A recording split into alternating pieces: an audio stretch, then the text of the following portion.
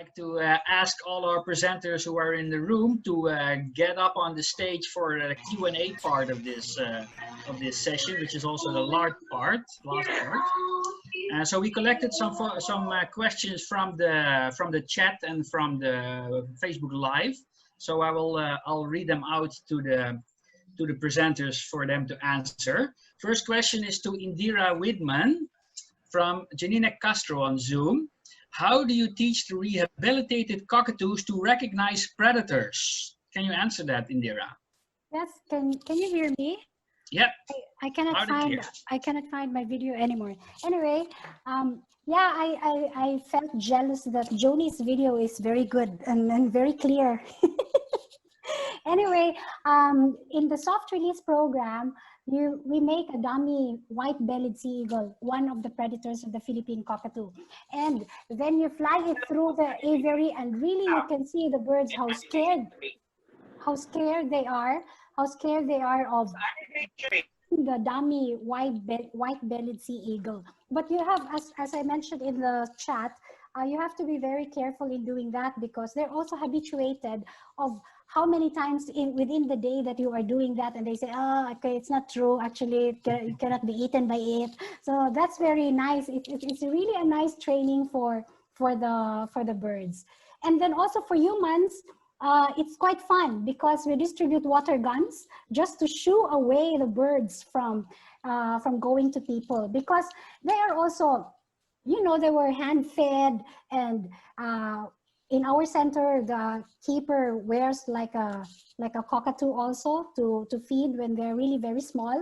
But when they are growing up already and they're in our small aviary in our center to practice their flight muscles, they see people, so they really recognize people. So when they're out already of the soft release aviary, then they see people and they get to the houses of the people. So we teach this is why the education component is really always ongoing. Even you do not stay complacent that, okay, people knows. And it's very important also, the success is also because the people are really reporting when the cockatoos are getting very near to their houses or to the people themselves.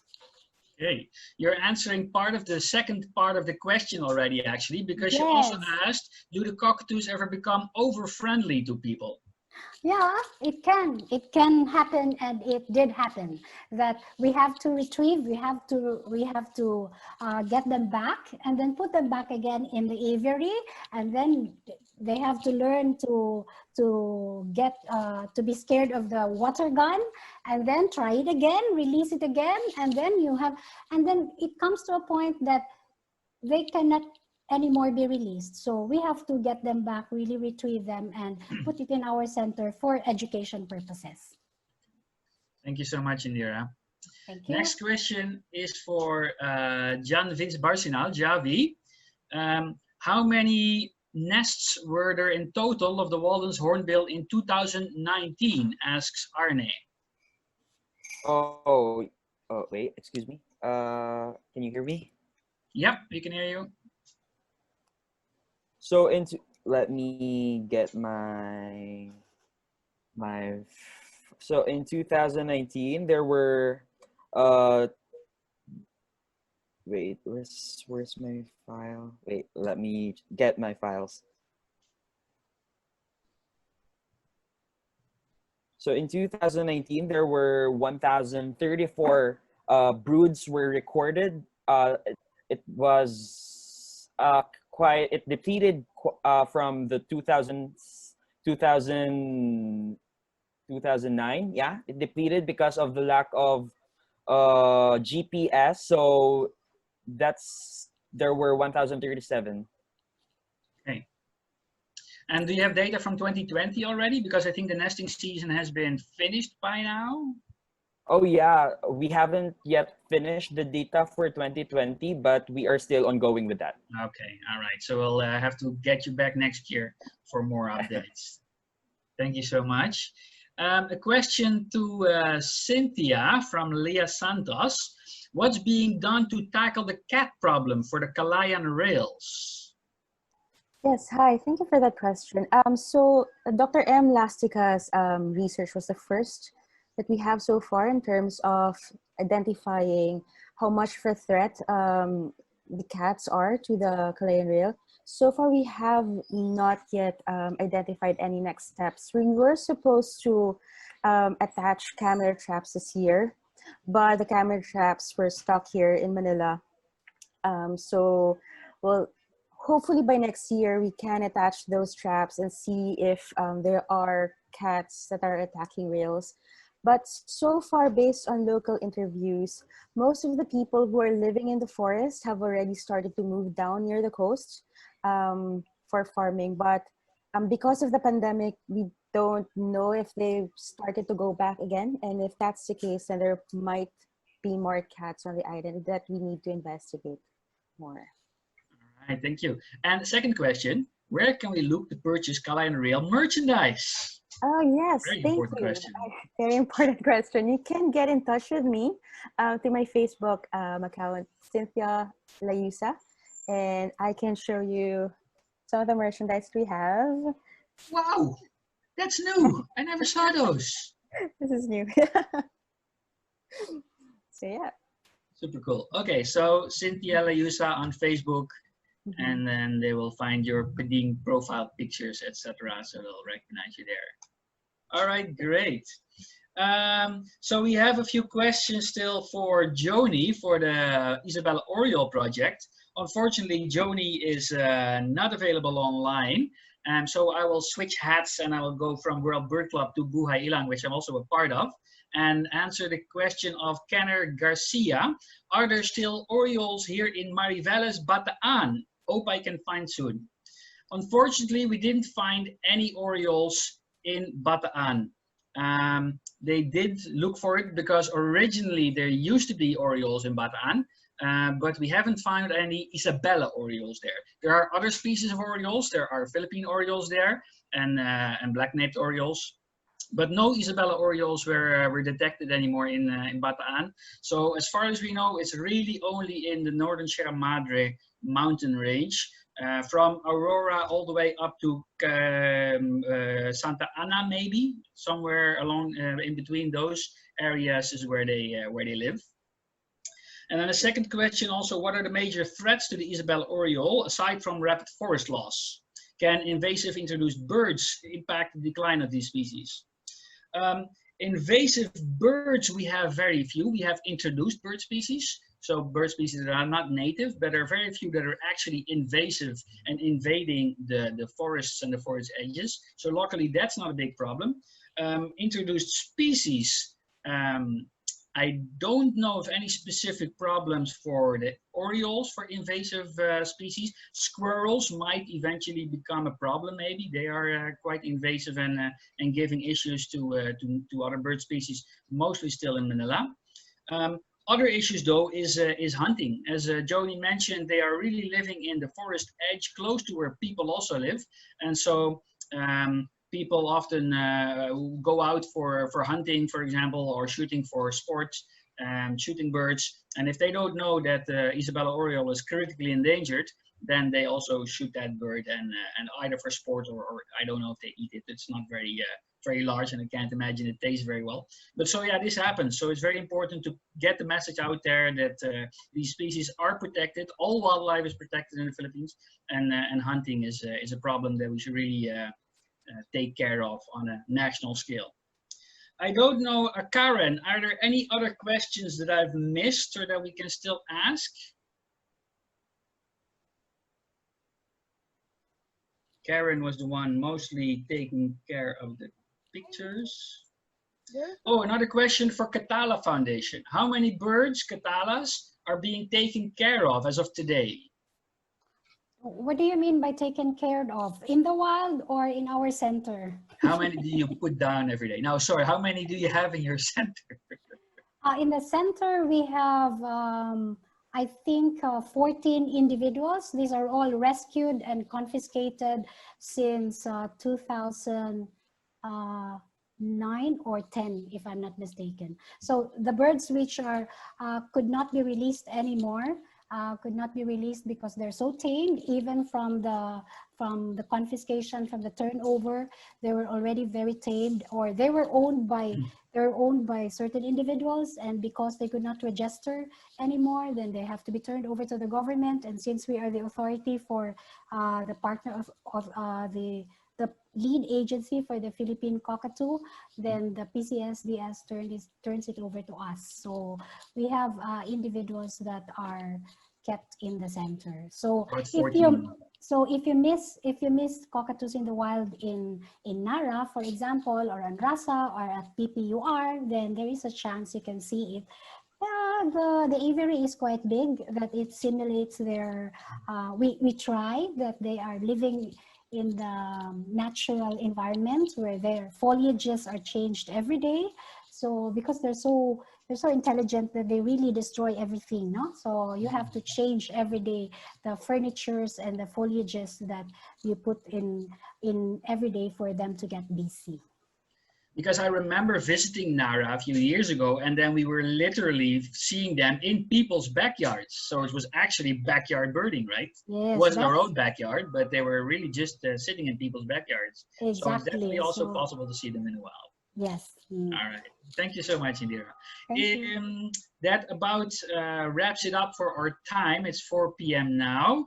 I don't see any other questions. I don't know if there are any more questions. Otherwise, you can always contact us via the Facebook page, or individual people. I'm sure will be happy to answer your questions also. But so I think I'll turn over the mic to Gina for the closing program. Someone wants to ask a question, Danny Vita. Sorry? There's a little girl raising her hand. Yeah, Okay, Danny sorry, Vita wants to ask a Everybody question. turn on their Yeah, video please for go the ahead. screenshot. Okay, wait. Screenshot of everybody. There's still a question. There's a question. It's actually Tala. She just turned 7, so she has a question. Hi, Tala. Louder, baby. About the Orioles. So the last picture I saw, there were shapes there. So did the Orioles get into pairs and then go into those circles like that's their home? So your question is what the home of the Orioles is? I think it's addressed to the last speaker, the last presenter. Yeah. There was this photo of the forest. Of where Good day, everyone. Beautiful calendars. There were shapes there, and my question is that do the Orioles group together in pairs and then circle around in those shapes like it's their home? Yes.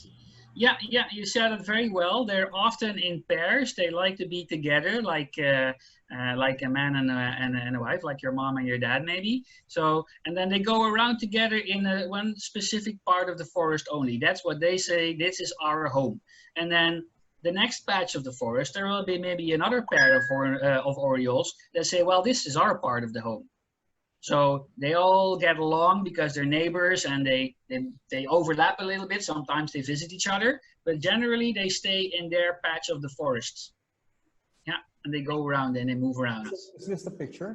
This is the one you think. That one, that's right. Yeah, the one on the left. Yeah, so if you see the number A, so that's one part where there is where the Orioles were found, and so they stay within the A.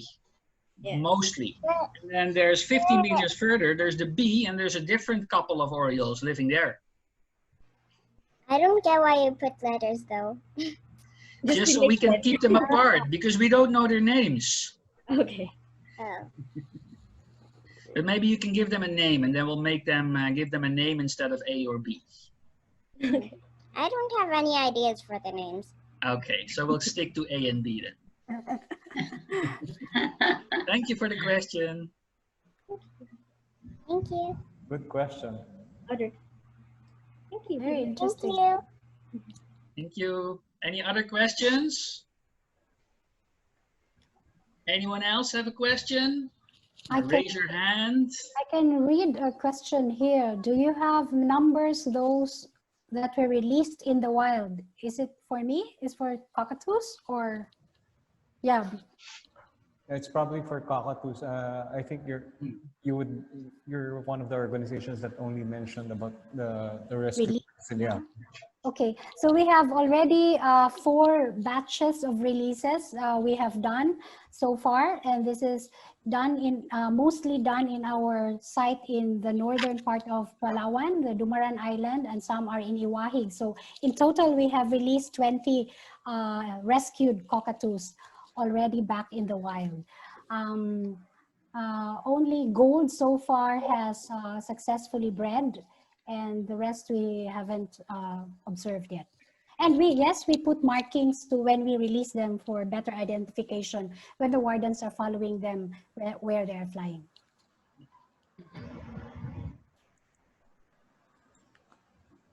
There's another question here, Willem. Okay. Addressed to Johnny. What are the major threats to the Isabella Oriole aside from the rapid forest loss? Yeah, I answered that one. Okay. Okay. Sorry. At least I hope I was clear enough. Otherwise, I can do it again. If Kid Neil is here, you can let me know if I was clear or not. So basically, the biggest problem against, except for the forest loss, is people threatening the birds by shooting them. Invasive species is, as far as we know, not a big problem. It's really the habitat is the big problem, and then people just shooting them because they don't know that it's illegal, because they don't know they are threatened.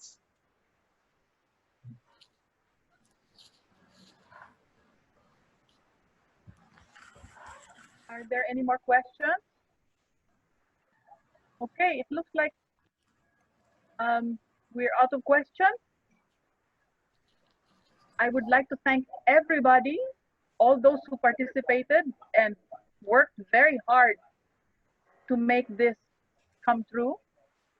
And I would also like to thank our participants for staying the course, especially special mention to Danny, to the little Danny over there, for having stayed since 9:20 this morning.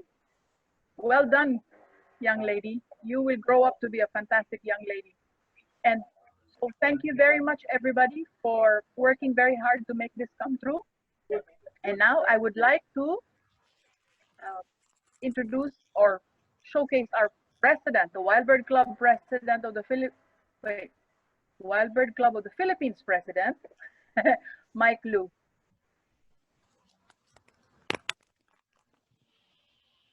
Hello. Ikaw na, Mike. Can you hear me? Yes. Yes, we can hear you. Okay.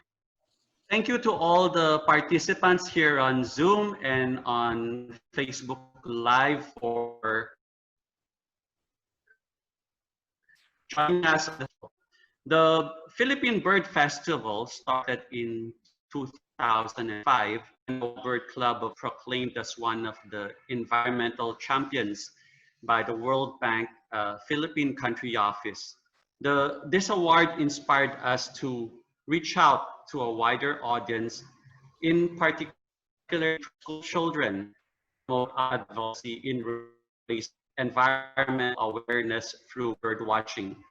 The festival has been held in different cities.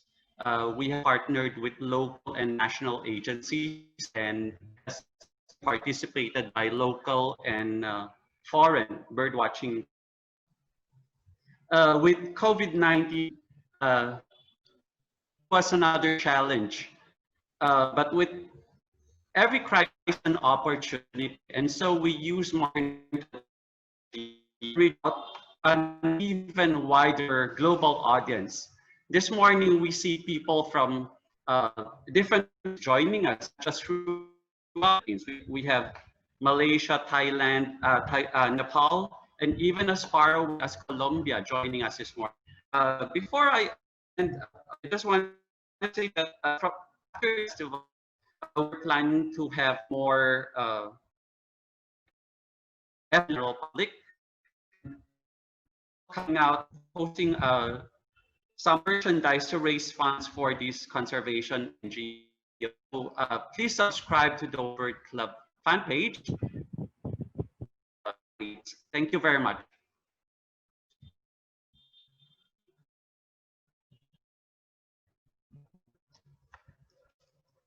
Thank you very much, Mike.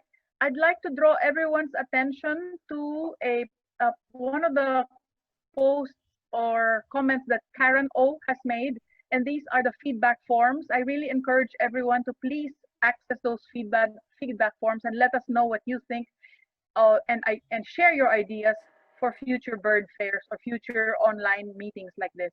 It's there in the comments. Please look for Karen O. Okay, please give us your feedback. Thank you, everybody. Thank you.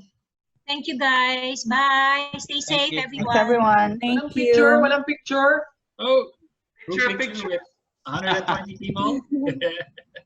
Okay, I'm taking a picture. Smile, everyone. Ate, come here. Batli. Again. Again. Flat. Make it there. Oh, look at that.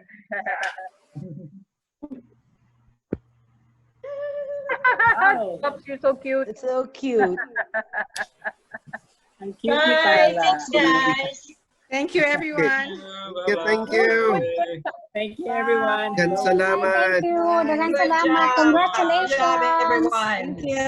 Bye. Salamat. Happy birthday again. Bye-bye. Happy birthday. Salamat. Happy birthday. Bye-bye. Bye. Salamat. Congratulations.